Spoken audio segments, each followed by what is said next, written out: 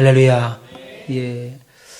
우리 사무실에 어머니와 아버지들이 앉아 계시는데 반갑습니다. 예. 제 말 잘 들리시나요? 네. 감사합니다. 감사해요.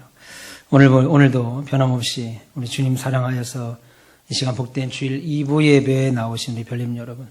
한 주 동안 삶의 현장에서 수고하고 애쓰셨습니다. 옆에 계신 분 인사할까요? 승리하고 나오셨습니다.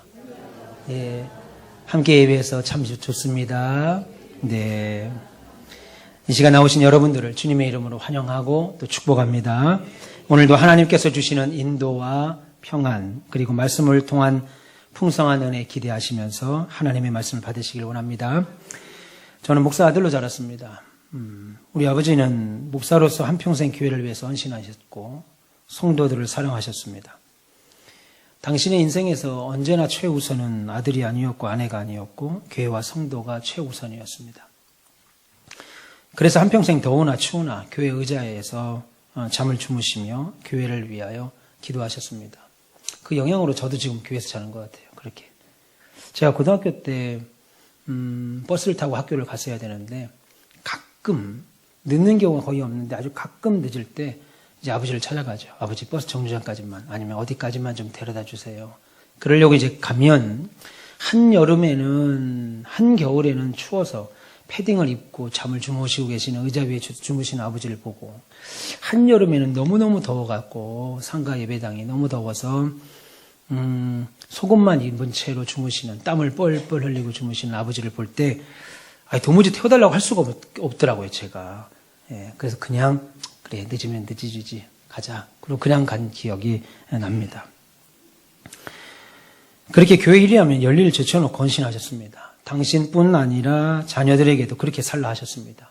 그래서 저는 교회를 위한 헌신은 신자로서 너무나도 당연하고 마땅하고 감격스러운 일인 것으로 알아 지금까지 이렇게 살아왔습니다. 그런데 지난 시절 아버지 목회를 생각해 보면 그렇게 헌신했음에도 불구하고 이루 말할 수 없는 고난과 인내와 수고와 뭐라 할까요? 헌신과 희생이 있었습니다. 그래서인지 몰라도 저희 아버지는 65세 젊은 나이에 하나님의 부르심을 받았습니다. 그렇게 주님을 위하여 사역하셨던 아버지를 일찍 여였죠. 여이고 나서 한동안 이런 고민에 빠졌습니다. 왜 그렇게 힘에 지나도록 주의 사역을 감당하고 심지어 본인뿐 아니라 믿음으로 자식들을 그렇게 키우신 아버지께서 왜 그렇게 일찍 가셨는가 하는 것이었어요. 그리고 제가 지난 어린 시절을 돌아볼 때 교회를 위하여 애쓰신 결과가 딱히 신통치 않은 거예요. 그렇게 열심히 전도를 했습니다. 제가 초등학교 4학년 때인데 학교를 끝나고 오면 2시 정도 됐습니다. 그러면 저를 불러요. 그때는 등사기라고 하죠. 밀어가지고 이제 잉크를 밀어서 찍었던 거를 저를 부릅니다. 경산아 가자. 어딜 가세요? 전도하러 가자. 그러면 저한테 단 500장을 쥐어줘요. 500장을 쥐어주면요. 전도지가 이렇게 됩니다. 이렇게. 그걸 초등학교 4학년이 옆구리에 낍니다. 그리고 아버지와 함께 이제 신천동을 돌아다니는 거예요. 그래서 전도를 합니다. 그럼 7시예요. 2시에 나가면 7시. 매일 저희 어머니와 아버지와 함께. 그런데 그렇게 열심히 전도를 해도 부흥의 열매가 딱히 없는 거예요. 그리고 어려운 일만 연속적으로 오고 등록하는 성도들도 수준 이하의 성도들만 등록합니다. 그러다 보니까 제가 학창시절 남들과 자꾸 비교하죠. 야, 그렇게 열심히 우리 아버지가 애쓰고 우리 어머니가 그리고 내가 그렇게 하는데도 야, 이게 뭐지? 저는 초등학교 때부터 새벽기도를 시작했습니다. 야, 이거 헛고생만 하다 끝나는 거 아니냐? 야, 이게 내 인생 제대로 먹지도 입지도 학원도 제대로 다니지도 못하고 야, 이거 마음고생만 하다가 그냥 그렇게 아무것도 없이 끝나는 거 아니야? 하는 것이 초등학교 때, 중학교 때 염려였습니다. 한마디로 교회를 위해 헌신하는 아버지가 하나님으로부터 뭔가 보이는 가시적인 세상적인 보상을 받지 못한 것에 대한 고민이었다는 거예요, 제가. 사람들은 생각합니다. 그래서 어떤 일에 시간이나 돈을 들어서 할 때 그것에 대하여 좋은 결과가 나타나고 효과가 있으면 야, 참 잘했다. 야, 그렇게 고생하더니만 그럴 가치가 있었다. 라고 말하고 그렇게 시간을 들이고 몸을 들이고 돈을 들였음에도 불구하고 아무런 열매나 결과도 없이 그것을 통해서 이익 본 것이 없으면 아이고 헛짓했네. 헛살았네. 헛시간 보냈네. 헛산 거야 라고 말하죠. 이것을 이제 세상에서는 실용주의라고 말합니다. 그런데 문제는 세상 사람만 아니라 신자라 하더라도 인생을 살 때 철저하게 이 기준에 의해서 살아간다는 거예요. 그런데 이렇게 눈에 보이는 결과만을 근거로, 눈에 보이는 결과만을 가지고 인생을 살면, 그리고 인생을 판단하게 되면 한 가지 큰 문제가 생깁니다. 그것은 오늘, 현재, 저와 여러분이 살고 있는 이 오늘 하루는 독자적인 의미가 없어지게 됩니다. 다시 말해서 하나님께서 저와 여러분들을 향하신 목적이 있습니다. 그리고 그 목적을 이뤄가고 진행하는 경륜은 이해하지 못하고 하나님이 저와 여러분들을 끌고 가려고 하는 그 장소로 우리를 끌고 가신다는 목적과 경륜은 이해하지 못하고, 야, 나는 지난 20년 동안 열심히 사업을 했어. 아, 그래? 아, 그래서 어떻게 됐어? 아, 이 사업이 성공했지. 아이고, 참 잘 됐네. 20년 동안 고생한 보람이 있네. 라고 사람들은 말합니다. 그런데, 아, 나는 지난 10년 동안 고시 공부를 얼마나 열심히 했는지 몰라. 그런데 계속 시험에서 떨어지고, 그래서 나 이제 고시 공부하는 거 포기하려고. 그러면, 아이고, 그 시간 너무 아깝다. 헛수고했다. 헛살았다. 라고 말한다는 겁니다. 그래서 여러분, 우리가 이런 결과만을 근거해서 살게 되면 오늘이라는 시간은 언제나 수단이 됩니다. 그래서 언제나 미래, 언제 올지 모르는 그 미래의 결과가 무엇인지에 의해서만 오늘 내가 살고 있는 현재의 가치가 좋아지기도 되고 헛것이기도 되냐는 거예요. 미래 그 일이 잘 되면 오늘은 잘 살았다. 미래 잘 안 되면, 결과가 없으면 오늘은 참 헛살았다. 그렇게 되냐는 겁니다. 예수를 20-30년 믿었습니다. 대를 이어서 믿었습니다. 아버지가 목사고 장로고 집사인데 결과적으로 사업이 잘 안 돼요. 자녀들은 좋은 직장이나 명문대학도 못 갑니다. 새벽마다 기도하며 교회에서 살다시피 했는데 그 결과로 응답된 건 하나도 없고 직분 감당하느라고 헌금하고 헌신하고 열심히 봉사했는데 나이만 먹고 건강 잃고 빚만 잔뜩 졌다면 내가 교회를 위하여 헌신한 지난 세월이 아무 의미 없고 다 헛짓이냐는 거예요. 아니면 반대로 내가 그렇게 했는데, 내가 교회를 위해서 헌신하고 수고하고 애쓰고 드렸는데 그렇게 해서 자녀들이 명문대 가고 좋은 직장에 들어가고 남들이 부러워할 만한 여자 남자 만나서 배우자 만나서 결혼도 하고 날로 건강해지고 사업이 막 번창해지면, 그래서 내가 원하는 응답을 받았다면, 야, 지난 시간 내가 하나님을 위하여 수고하고 교회를 위하여 헌신한 모든 것들이 가치가 있는 거냐는 거예요. 그래서 성도에게 있어서 오늘은 언제나 먼 미래에 나타날 어떤 결과에 의해서만 오늘의 의미가 있고 또는 헛것이 되냐는 겁니다. 물론 그렇지 않죠. 그렇지 않으니까 제가 지금 말씀을 드리죠. 그렇지 않습니다. 우리가 그런 생각을 가지고 살면 그것은 매우 불신앙적인 생각입니다. 그런데 너무나도 자연스럽게 그런 생각을 가지고 오늘을 살지요. 오늘 열심히 살아서 미래에 무언가를 이루려고 합니다. 그렇다면, 그래서 이루어지지 않으면 오늘은 다 헛짓한 것처럼 보이냐는 거예요. 그것이 신앙생활에도 그대로 들어와가지고 한평생 예수 믿고 나이 많아서 은퇴하는 장로님, 권사님, 집사님 되면 예수 믿고 남은 거는 병밖에 없다고. 예수 믿고 남은 건 빚밖에 없다고. 예수 믿고 남은 것은 아무것도 없다고. 내가 이 나이 먹도록 명품 가방 하나 없다고 막 이렇게 원망하게 된다는 거예요. 제 말은. 그러다 보니까 사람들이 오늘 어떻게 살게 되냐면 기쁨이나 감사로 만족하며 살기보다는 늘 초조와 불안으로 살지요. 야, 이거 잘 될까? 야, 이거 잘 될까? 저 어릴 때처럼. 성경은 어느 곳에서도 나중에 나타나는 결과로 오늘이 헛것이었는지 의미가 있었는지 평가된다고 말씀하지 않습니다. 오히려 정반대의 말씀을 하고 계세요. 저는 그런 현 사실을 오늘 본문에 나오는 두 명의 인물을 통해서 이 시간 좀 말해보려고 합니다. 바로 모세와 다윗입니다. 모세는 설명할 필요 없이 애굽에서 이스라엘 백성들, 이스라엘 민족을 해방시킨 지도자고, 다윗은 이스라엘이라고 하는 나라를, 통일국가를 든든하게 한 이스라엘의 왕 중의 왕입니다. 한마디로 모세와 다윗은 이스라엘 역사상 가장 위대한 영웅이고 위대한 인물이었습니다. 그런데 제가 이들에 관한 성경을 읽으면서 매우 놀라운 사실 하나를 발견했습니다. 모세와 다윗이 공통점이 있다는 거예요. 모세와 다윗이 공통점. 그것이 뭐냐면 이 두 사람은 다 하나님을 위해서 산 사람들입니다. 모세든 다윗이든 하나님을 위해서 산 사람들인데, 그래서 하나님께 대하여 간절한 소원 하나씩 있었어요. 모세와 다윗은 하나님께 대하여 간절한 소원이 하나씩 가지고 있었다는 공통인정이 있었습니다. 근데 더 놀라운 것은 그 소원을 갖고 있는 그 소원을 하나님께 아뢰입니다. 하나님께 말씀을 드립니다. 그랬다가 단번에 둘 다 거절당하는 경험이 있다는 것 또한 동일합니다. 그리고 거절당한 그 일에 마음 상해하고 삐져하고 잊지 아니하고 오히려 철저하게 순종의 삶을 살았다는 것도 모세와 다윗이 매우 흡사한 모습입니다. 그럼 우리가 먼저 모세를 살펴보겠습니다. 오늘 첫 번째 본문인 신명기입니다. 모세가 이제 40년의 긴 광야 생활을 마치고 가나안 땅이 보이는 요단강 이쪽에 도착합니다. 요단강에 도착했습니다.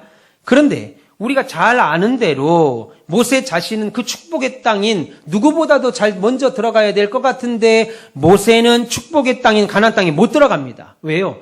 광야에서 이스라엘 백성들이 물을 달라고 할 때 막 원망하죠. 그러니까 모세가 얼마나 스트레스를 받았겠어요. 원래 하나님은 모세에게 뭐라고 그랬냐면 한 바위를 지시하고 그 바위에게 지팡이로 그냥 내밀라 그랬습니다. 그런데 모세가 너무 화가 나는 거예요. 눈만 뜨면 먹을 거 없다고 그러고 마실 거 없다고 그러고 피곤하다고 그러고 발 아프다고 그러고 아멘 한번 하시죠. 피곤하다고 그러니까 모세가 물 달라고 하는 것까지도 짜증이 나서 자기 지팡이로 그래 이 물 먹다 다 죽어버려라. 그렇게 말 안 했지만 속으로. 반석을 2번을 내리치니까 하나님이 나타나셔서 이것도 속상한 거예요. 하나님의 영광을 네가 드러내지 아니하였으므로 너는 가나안 땅에 들어갈 수 없다. 그렇게 말합니다. 여러분 왜 그것이 하나님의 영광을 드러내지 못하는 걸까요? 간단하게 말하면 이겁니다. 출애굽을 시키고 출애굽을 하는 40년의 과정과 아울러서 가나안 땅에 들어가게 하는 일은 모세가 하는 것이 아니고 누가 하시는 거예요? 하나님이 하시는 건데 네가 왜 혈기를 내? 네가 하는 것처럼 왜 네가 해? 그래서 하나님의 영광을 드러내지 못했다는 이유로 모세는 가나안 땅에 들어가지 못하게 되지요. 그래서 이제 광야 40년을 마칠 때쯤 120세 백발의 할아버지가 된 모세는 40살에 애굽인을 죽여서 광야로 도망갑니다. 그리고 40년을 살고 80세에 하나님이 부르시죠. 그리고 40년 광야를 걸었으니까 120세의 할아버지가 됐습니다. 120세의 백발의 할아버지가 된 모세는 가나안 땅이 보이는 저 요단강 건너편에서 그 땅에는 못 들어가지만 광야교회의 아버지로서 하나님의 약속의 땅, 가나안 땅에 들어갈 이스라엘 백성들을 전부 모아놓고 마지막 고별 설교를 합니다. 총 3편의 설교를 하는데 그 3편의 설교가 모여있는 것이 신명기입니다. 그런데 오늘 본문을 보시면 우리가 읽으신 본문을 보시면 매우 놀라운 장면이 하나 나옵니다.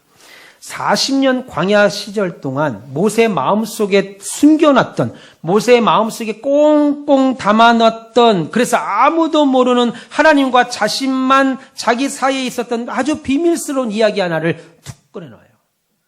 이스라엘 백성들은 모르고 지난 40년 동안 하나님과 나만 아는 아주 비밀스러운 이야기 하나를 마지막 유언을 앞둔 고별 설교에서 툭 꺼냈습니다. 그것이 뭐냐면 얘들아 내가 하나님께 한 번은 이렇게 말씀드린 적이 있다. 하나님 당신은 최고입니다. 이 땅의 모든 신 중에 당신 같은 신은 없습니다. 내가 이렇게 하나님을 찬양하고 그 다음에 아주 조심스럽게 아주 살며시 내 소원 하나를 말씀드렸다. 하나님께. 하나님, 나 저 가나안 땅에 못 들어간다는 거 압니다. 그래서 그 땅에 들어가서 살지 못합니다. 그래서 나 못 들어가니까 저 축복의 땅이 내 자손들에게 줄 축복의 땅이 너무 궁금합니다. 하나님이 주시는 젖과 꿀이 흐르는 땅, 크고 광대한 땅, 놀라운 땅이 주신다는 걸 알아서 난 그 땅이 너무 궁금합니다. 그래서 못 들어가는 거 알고 있습니다. 그러니까 하나님 제가 그 땅에 갔다가 한 2박 3일이라도 그 땅을 한 바퀴 이렇게 빙 둘러보고 좀 오면 안 될까요? 내가 이런 부탁을 한번 했었다 얘들아. 그 얘기를 하는 거예요 지금. 그것이 오늘 보면 이 신명기 3장 23절부터 25절까지 말씀입니다. 그랬더니 하나님도 너무하시지 진노를 하시면서 다시는 그런 말 입 밖에 꺼내지 마. 이야기를 하는 거예요. 보면 26절에 여호와께서 너희 때문에 내게 진노하사 내 말을 듣지 아니하시고 내게 이르시기를 그만해도 족하니 이 일로 다시 내게 말하지 말라. 그렇게 말합니다. 대신 비스가 산 꼭대기로 가라 이겁니다. 요단강 건너편에 있는 비스가라는 산 꼭대기에 올라가면 그 산 꼭대기에서 저 가나안 땅이 보이니까 그 산 꼭대기에 올라가서 네 눈으로 멀찍이 그 땅을 바라만 보기만 해라 라고 하셨습니다. 본문 27절에 너는 비스가 산 꼭대기에 올라가서 눈을 들어 동서남북을 바라고 네 눈으로 그 땅을 바라보라. 너는 이 요단강을 건너지 못할 것이니라. 여러분, 이것이 오늘 우리가 읽은 신명기 본문의 내용입니다. 아니, 지금 모세가 하나님, 나 싫어요. 나 생각해보니까 억울하네. 아니, 내가 얘네들 지금 데려간다고 하는 것도 아니고 하나님이 날 보내서 내가 한 거라고는 얘네들 이끌어간 것밖에 없는데 나는 왜 못 들어갑니까? 나 싫어요. 억울해요. 나 가나안 땅에 들어갈 거예요. 생각해보니까 나 거기 들어가 살아야 될 것 같아요. 나 왜 나 못 들어가게 하는 거예요? 싫어요. 한 것 아니죠? 아닙니다. 예, 하나님, 나 못 들어가는 거 압니다. 하나님이 들어가라고 하지 않으셨으니까, 못 들어간다고 하셨으니까 못 들어갈 겁니다. 예, 알고 있습니다. 그런데 하나님, 이왕 여기까지 왔는데, 요단강만 건너면 가나안 땅입니다. 이왕에 40년 동안 여기까지 왔는데 그냥 그 땅 한 바퀴 삥 관광하듯이 둘러보고만 오면 안 될까요? 그랬더니 하나님이 쓸데없는 소리 하고 있어. 이 얘기를 했다는 거예요. 한 번만 더 그런 소리 하면 가만 안 둔다. 이 말을 했다는 거예요. 지금 하나님이 모세에게. 지금 우리 성경은 너무 유해서 하는 말, 부드럽게 풀어 한 말이지. 하나님 그 말입니다. 쓸데없는 소리 하고 있어. 한 번만 더 그런 소리 해봐. 이 말입니다. 지금 모세에게. 여러분, 만약에 여러분 모세에게 이 말이 얼마나 상처가 됐겠어요. 여러분, 사실 모세가 아니면 그 40년 동안 이스라엘 백성을 이끌고 여기까지 어떻게 왔겠습니까? 그래서 살짝 부탁 하나 드린 겁니다. 하나님, 못 들어가는 거 아는데 나 그냥 거기 가서 관광만 하고 오면 안 될까요? 부탁만 드렸더니 절대로 그 땅에 들어갈 수 없다. 그냥 멀찍이 저 비스가 산 꼭대기 올라가서 그냥 눈으로만 봐. 들어가지도 못하게 하시는 거예요. 그런데 놀라운 것은 그것도 모자라서 하나님 모세에게 또 한 가지를 더 부탁합니다. 명령합니다. 그것이 뭐예요? 너 가나안 땅에 못 들어가는 거 알지? 그래서 네 종 여호수아가 들어갈 거야. 잘 들어보세요. 너 가나안 땅에 못 들어가는 거 알지? 그래서 네 종 여호수아가 들어갈 거야. 그러니까 너 여호수아가 백성들 내 백성 데리고 그곳으로 잘 갈 수 있도록 여호수아 준비시켜라. 이 말입니다. 본문 28절에 너는 여호수아에게 명령하고 그를 담대하게 하여 그를 강하게 하라. 그는 이 백성을 거느리고 건너가서 네가 볼 땅을 그들이 기업으로 얻게 하리라 하셨느니라 라고 했습니다. 그럼 여러분 한번 생각해 보세요.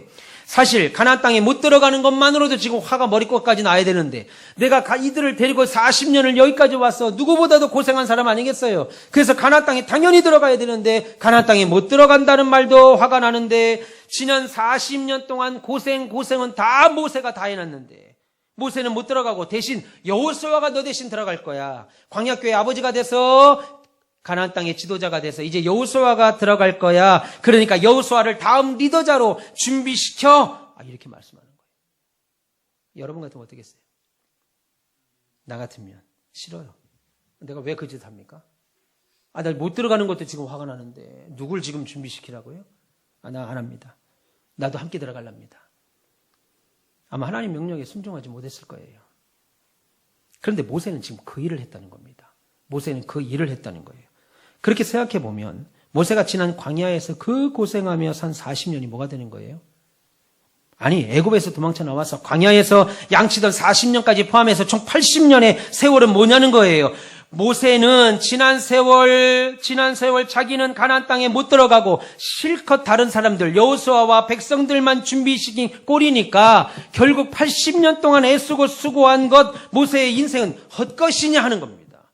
모세는 정작 못 들어갔으니까 수고해놓고 기껏 모세가 다 해놓고 모세는 못 들어갔으니까 모세는 헛인생 산 거냐는 거예요. 여러분, 사람들은 모세에 대해서 뭐라고 말합니까? 위대한 민족의 지도자, 애굽으로부터 민족을 해방시킨 영웅이라고 말합니다. 그런데 여러분, 성경은 모세의 일생을 뭐라고 평가하시냐면 신명기 34장 9절에 이렇게 말합니다.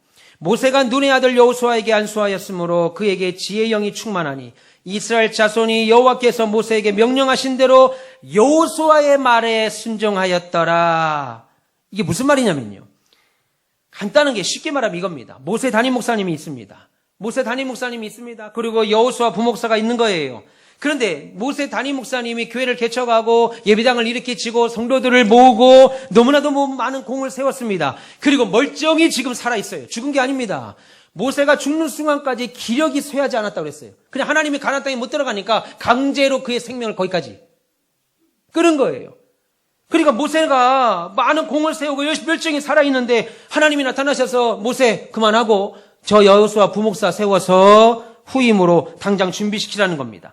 그리고 신명기 10절에 보면 그 후에 이스라엘의 모세와 같은 선자가 일어나지 못하였나니 모세는 여호와께서 대면하여 하시던 자요 여호와께서 그를 애굽 땅에 보내사 바로와 그의 모든 신하와 온 땅의 모든 이적과 기사와 모든 권능과 위엄을 행하게 하시매 하나님이 그렇게 명령하신 거예요.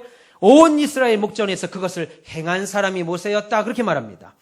그런데 이 말씀을 언제 하시냐면 이 말씀을 신명기 34장 8절에 이렇게 말합니다. 이스라엘 자손이 모압 평지에서 모세를 위하여 30일간 애곡했다. 한마디로 모세가 죽고 난 후에 성경이 모세가 어떤 삶을 살았는가를 평가하기를 우리들은 영도자요 지도자요 애굽에서 끌어낸 민족의 위대한 영웅이라고 사람들은 모세를 평가하는데 성경은 하나님은 모세를 뭐라고 평가하냐면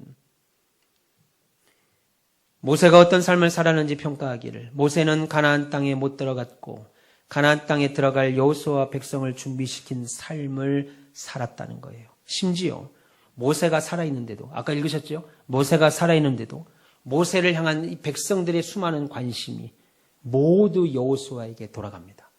이제 모세에 관심 없어지는 거예요. 그러면서 모세에 대한 아주 중요한 평가가 나오는데 이스라엘 백성들 앞에서 하나님이 시키신 그 일들을 다 행한 사람이다 라고 평가를 합니다. 한마디로 모세가 자기가 사는 동안 한 것은 백성들 앞에서 여호수아와 백성들을 준비시키느라 지난 광야 40년을 하루하루 그렇게 살았다는 거예요. 그러다가 자신은 결국 가나안 땅에 못 들어갔고 이제 요단 이쪽에서 멀찍이 가나안 땅만 바라보면서 백발의 할아버지가 백발을 휘말리면서 비스가 산 꼭대기에서 우리 하나님이 우리 자손들에게 주시려고 하는 땅이 저 땅이구나 들어가지 못하고 바라만 보면서 여호수아가 최고의 지도자가 되는 것을 보고 죽었다. 성경이 그렇게 말합니다. 그러면서 모세 인생을 평가하는 말이 하나님께서 모세에게 온갖 종류의 명령들을 다 하셨는데 모세는 그것을 이스라엘 백성들의 눈으로 보는 가운데 늘 순종하며 사는 사람이었다라고 평가하는 겁니다. 그러니까 이것이 하나님이 모세에 대한 평가였는데 그러니까 모세의 삶은 고생하고 결국 자기는 가나안 땅에 들어가지도 못하고 아니 오히려 가나안 땅에 들어가서 여호수아와 백성들의 뭐라 그럴까요? 존경과 위대한 지도자로 대접받아야 되는데 그게 당연한 수순인데 자기는 그렇게 하지 못했으니까 모세가 광야에서 살았던 80년의 세월은 헛것이구만. 모세 헛살았네 라고 말하는 것이 아니라 지금의 이런 결과, 어떤 결과요? 그래서 이스라엘 백성들이 가나안 땅에 들어가게 되고 가나안을 정복할 수 있는 여호수아라는 놀라운 지도자를 준비할 수 있도록 하나님의 말씀을 하루 순종하며 산 그것을 하나님은 모세의 가장 위대한 업적으로 인정하고 있는 거예요. 할렐루야. 이스라엘 백성들은 모세를 영도자로 애굽에서 그 엄청난 패권 국가에서 민족을 출애굽시킨 대단한 리더자로 보지만 하나님은 그거 아니야. 모세의 진짜 위대함은 지는 한평생 수고해서 고생은 다 해서 가나안 땅에 들어가지 못해도 내가 시킨 그것을 하루하루 순종하며 살아내서 결국은 그들이 가나안 땅에 들어가고 여호수아라는 다음 차세대 리더를 세운 것, 하나님 말씀을 순종하며 산 것, 그것이 모세의 위대함이야 라고 성경은 우리에게 말씀하고 있는 겁니다. 믿기를 축원합니다. 그래서 성경은 모세를 애굽에서 백성들을 이끌어낸 위대한 지도자였다. 광야에서 온갖 기적들 많이 했죠. 베푼 능력자였다라는 구절이 한 구절도 나오지 않습니다. 그렇게 평가하지 않고 그는 평생 기가 막힌 말. 하나님의 말씀을 순종하며 하나님의 말씀대로 행한 사람이었다라고 평가하는 것입니다. 그런데 모세의 이런 인생을 실용주의의 입장에서 결과 중심적인 눈으로만 바라보면 그는 결국 고생하고 가나안 땅도 못 들어가고 광야에서 못 들어가고 광야에서 죽어버렸으니 그의 광야 40년의 세월은 헛산 것이 되죠. 그러나 모세는 헛산 것이 아니라 오늘 본문 오늘 설교의 제목처럼 너무나도 잘 산 사람이었다는 하나님의 평가를 받은 사람이었습니다. 믿기를 축원합니다. 그리고 두 번째는 다윗입니다. 여러분 오늘 두 번째 본문인 역대상 28장입니다. 다윗은 12지파를 모아서 남유다의 왕이었으나 북이스라엘까지 통일 왕국을 세운 왕이고, 엘리 대제사장 시절 블레셋에게 뺏겼던 법궤를 10수년 만에 방치되었던 법궤를 자신의 예루살렘 성으로 가져옵니다. 그리고 다윗은 하나님께 한 가지 소원을 품습니다. 그리고 하나님께 말합니다. 하나님, 제가 이렇게 좋은 집에서 삽니다. 그런데 하나님의 집이 없습니다. 제가 하나님을 위해서 성전을 좀 짓고 싶습니다. 그랬더니 하나님께서 여전히 똑같이 딱 잘라서 말하는 겁니다. 그 이유를, 너는 전쟁을 많이 해서 손에 피가 많이 묻어서 안 된다. 여러분, 그 전쟁 다윗을 위한 전쟁이었습니까? 안 된다는 거예요. 그러면 그냥 저 같으면 네 마음은 참 감사하다. 그런데 내가 계획이 따로 있거든. 네 마음은 참 감사해. 네 마음만 받을게. 어쨌든 고맙다. 하나님 이렇게 해줄 수 있잖아요. 딱 잘라서 안 되는데, 안 되는 이유는 그 전쟁 다윗이 한 전쟁이냐고요. 너 전쟁 많이 해서 손에 피가 묻어서 안 돼. 지금 다윗이 하나님 지금보다 더 부자 되게 해주세요. 땅을 좀 넓혀주세요. 나를 좀 괴롭히는 주변 나라가 있는데 이거 다 싹쓸이 전쟁을 할 때 이기게 해주세요. 지금 그거 말한 거 아니잖아요. 복음서로 살펴보자면 하나님의 나라와 그의 의를 구한 겁니다. 지금 다윗이. 그런데 하나님은 너 전쟁 많이 해서 네 손에 피가 많이 묻어서 안 돼. 이겁니다. 그런데 놀랍게도 성전을 지을 모든 건축 자재를 다 누가 준비합니까? 다윗이 준비해요. 다윗이 전부 다. 성전을 지을 때 필수적인 건축 자재인 돌들을 말할 것도 없고, 황금, 온갖 종류의 인테리어 나무들, 거기에 성전이 완공된 뒤에 그 안을 어떻게 장식할 것인지에 대한 인테리어까지 다 다윗이 준비합니다. 하나님이 뭐라고 그랬어요? 너 하지 마. 내가 다른 사람 준비했거든? 그게 네 아들 솔로몬이야. 그러니까 솔로몬이 할 거야. 그러니까 너 하지 마. 라고 말했는데 다윗이 싹 다 준비합니다. 그런데 결국 성전은 누가 져요? 다윗의 아들 솔로몬이 짓습니다. 그러면 다윗은 그 어려운 건축 준비만 실컷 다 해놓고, 제가 요 정도 예배당을 짓는데도 목숨이 왔다 갔다 했습니다. 그런데 예루살렘 성전을 짓는 그 일에 실컷 준비만 다 해놓고, 정작 성전 짓는 일에는 손도 못 대고, 성전이 짓는 것 보지도 못하고 죽었으니까 돈은 돈대로 다 내고, 다윗의 인생은 헛산 거냐 이겁니다.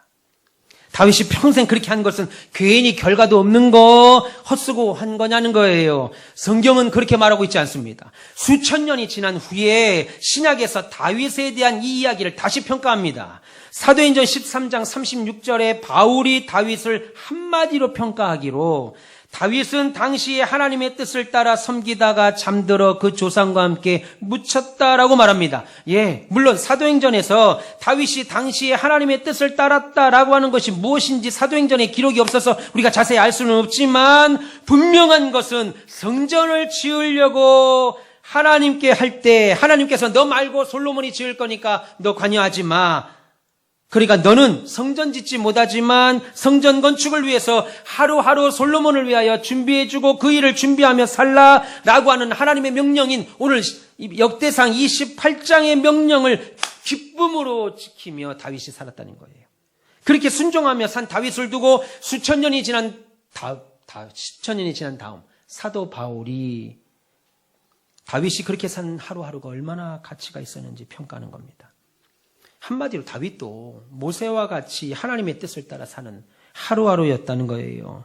그런데 우리가 마찬가지로 결과로만 다윗을 보면 자신의 그런 많은 노력과 온갖 재산 다 쏟아부어서 성전 건축을 준비했는데 정작 자기가 성전을 못 지었으니까 그 노력은 헛것이라고 하는 거고, 세상 사람들이 우리의 실용적인 눈으로만 보자면. 그런데 성경은 그가 성전 건축을 준비하며 하루하루를 순종하며 살았으니까 그가 성전을 지었느냐 못 지었느냐 그거는 아무 상관없이 하나님이 그렇게 해서 살라고 해서 그렇게 살았다고 하는 것을 가지고 그의 인생은 매우 가치가 있고, 그래서 다윗도 모세와 같이 너무나도 잘 산 사람이라고 하는 것이 하나님의 평가였습니다.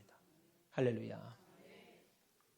오늘 우리가 읽지 않았지만 역대상 28장 우리는 10절까지 읽었죠. 11절 이하를 나중에 꼭 집에 가서 보시면 다윗이 솔로몬을 앉혀놓고 가르칩니다. 다윗이 가르친 솔로몬을 가르쳤던 내용이 많이 나오는데 그 내용이 뭐냐면, 훗날 솔로몬에게 이렇게 말합니다. 훗날 너희가 성전이 완공되면 그 안에 수많은 방들이 있을 거야. 그리고 그 방을 어떻게 장식을 해야 되는지 아버지가 설계도 갖고 왔다. 그 방에 대한 인테리어 설계도를 다 만들어 옵니다.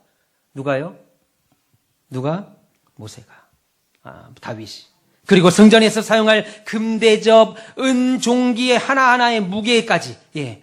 이방에서 성전에 쓸 금그릇과 은종기는 무게가 이 정도 무거워야 된다. 요 정도 무거워야 된다. 그 무게까지. 그리고 그 성전이 완공되면 그 안에서 일할 제사장들과 레위인의 서열을 정하는 것까지 성전에서 해야 될 모든 일들을 하나도 빠짐없이 솔로몬에게 가르쳐 줍니다.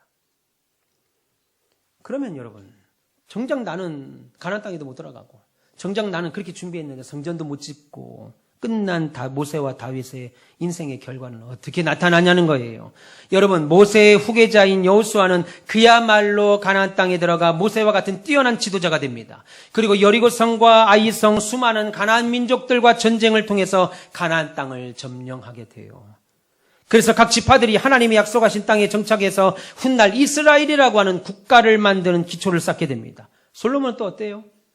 역대상 29장 23절부터 25절까지 보면 솔로몬이 여호와께서 주신 왕위에 앉아 아버지 다윗을 이어 왕이 되어 형통하니 온 이스라엘이 그의 명령에 순종하며 모든 방백과 용사와 다윗 왕의 여러 아들들이 솔로몬 왕에게 복종하니 여호와께서 솔로몬을 모든 이스라엘의 목전에서 심히 크게 하셨더라라고 말합니다. 한마디로 솔로몬이 다스린 나라는 그야말로 태평성대를 이루게 됩니다. 그리고 솔로몬은 왕들 중에 뛰어난 왕이 되었다고 말하지요. 그럼 여러분, 누가 여호수아를, 누가 솔로몬을, 누가 이스라엘 백성들을 이렇게 세운 거예요? 하나님이 하셨죠. 그러나 하나님이 누굴 통해서 하셨어요? 모세와 다윗이었습니다.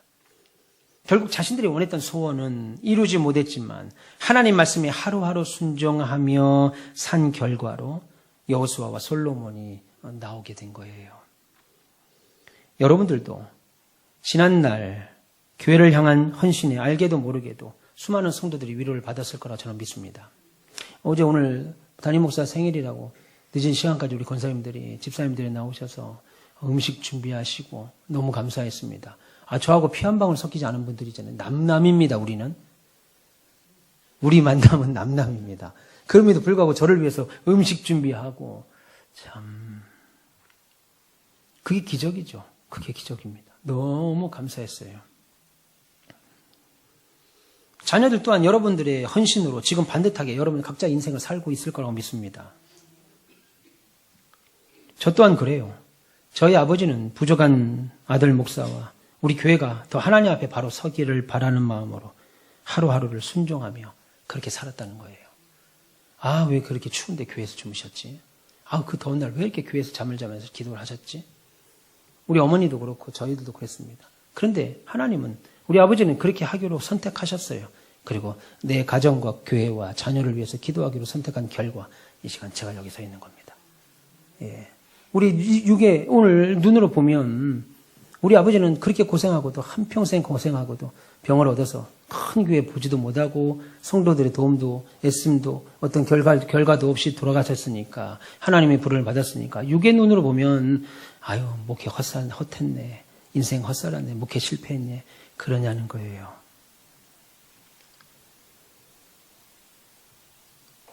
저희 아버지 때문에, 저희 아버지가 가르쳐 주시고 저에게 알려주신 것들 때문에 제가 어떻게 해서든 하나님 앞에 살려고 노력하는 목사가 됐습니다. 그리고 우리 가운비교회가 200가정 500성도와 그로 인해 감당할 선교와 교육의 비전을 가진 교회가 됐습니다. 한마디로 제가 여기 서 있는 것이, 그리고 우리 가운비교회가 지금까지 달려온 것이 하루아침에 된 것이 아니라는 거예요.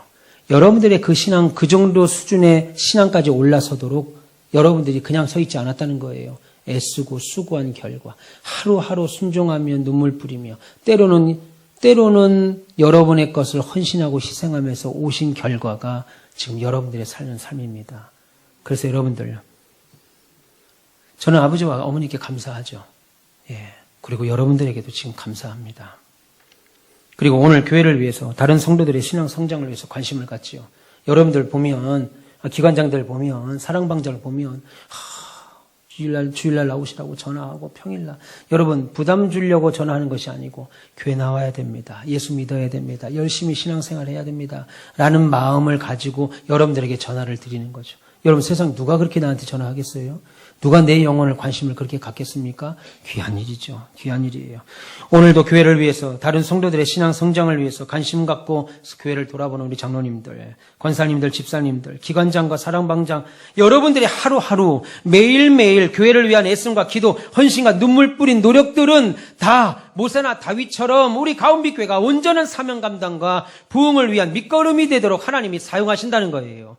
우리 모두가 현재 그리고 오늘 그렇게 부름받은 겁니다. 오늘 헌신하는 여러분 모습 통해서 그러니까 여러분 우리가 사는 오늘 현재라는 것은 나중에 무엇이 돼서 잘 되어서 성과가 있을 때만 의미가 있는 것이 아니고 물론 하나님이 우리에게 살도록 한 오늘은 사람마다 다를 수 있습니다. 어떤 사람은 고통과 고난을 끌어안은 채 인생을 사는 사람들이 있을 수 있어요.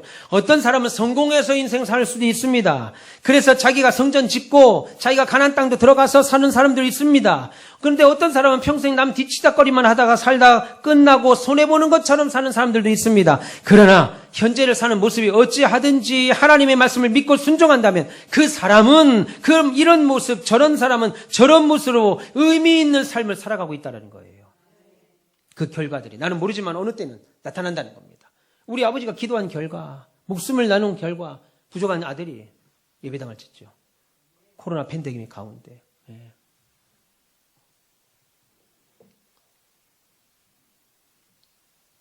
이 말은 제가 그냥 여러분들 위로하는 말이 아닙니다. 그러니까 힘냅시다. 뭐 어째 잘 되겠지. 이 말 아닙니다. 이것이야말로 우리 믿음의 신자들이 오늘 해야 할 일이고 그 신앙을 내일도 주님 오실 때까지 감당하고 감당해야 되는 귀한 일들이라는 거예요. 그래서 믿음의 선배들은 다 존경받아 마땅한 자들입니다. 우리가 계속 실용주의에 매여서 그것을 오늘 평가하고 산다면 아직은 세상과 하나님을 걸치고 사는 사람입니다. 비록 내가 원하는 때 원하는 모습으로 원하는 만큼 뭔가 이루어지지 않는다 할지라도 오늘 주신 하나님께서 분명 우리에게 가까운 미래에 놀라운 것들로 채워주실 줄 믿습니다. 이런 오늘을 사는 신앙의 결단이 저와 여러분들의 있기를 축원합니다. 사랑하는 가온빛의 별님 여러분, 말씀드린 것처럼 저희 아버지 목사님은 생각해 보니까 여기 서 있는 아들 목사 하나 제대로 만들려고 우리 교회를 하나님이 기뻐하시는 교회로 세우시기 위하여 본인은 영광이 없을지도 모르는 일에 애쓰셨어요. 실패도 있었죠. 숨이 쉬어지지 않는 고통도 있었습니다. 그래서 목회가 더 이상 할 수 없을 뻔한 적이 한두 번이 아니었습니다. 그런데 그럴 때마다 오히려 제게 기도하라고 가르쳐 주셨어요. 오히려 제게 헌신하라고 가르쳐 주셨습니다. 오히려 제게 우리 아버지는 목사는 가르치는 자가 아니다. 제가 묻죠. 아니 목사가 안 가르치면 누가 가르칩니까? 목사는 인내하는 자다. 참는 자다. 기다리는 자다. 아 그거 지금도 잘 전화 안 돼요. 목사에서 받은 지가 지금 15년, 20년 가까이 되는데도 안 되더라고요. 아마 은퇴할 때쯤 되면 될 것 같아요. 은퇴할 때쯤 되면. 그래서 제가 목사 안수를 막 받고 노예에서 목사증을 받고 아버지가 같이 있었으니까 아버지한테 갔습니다. 아버지, 나 목사입니다. 이제부터. 우리 고신총회 목사입니다. 그때 우리 아버지가 웃으시면서 하는 말이 그거는 서류상 목사고 이제부터 목사가 되어야 된다. 아멘 아니에요. 그 말 듣는데 마음이 팍 상했어요. 아우 잘했다 우리 아들. 그래 너나 나나 똑같은 목사구나. 잘했다. 이래야 되는데 남의 얘기니까 그렇게 아멘을 시켜야지.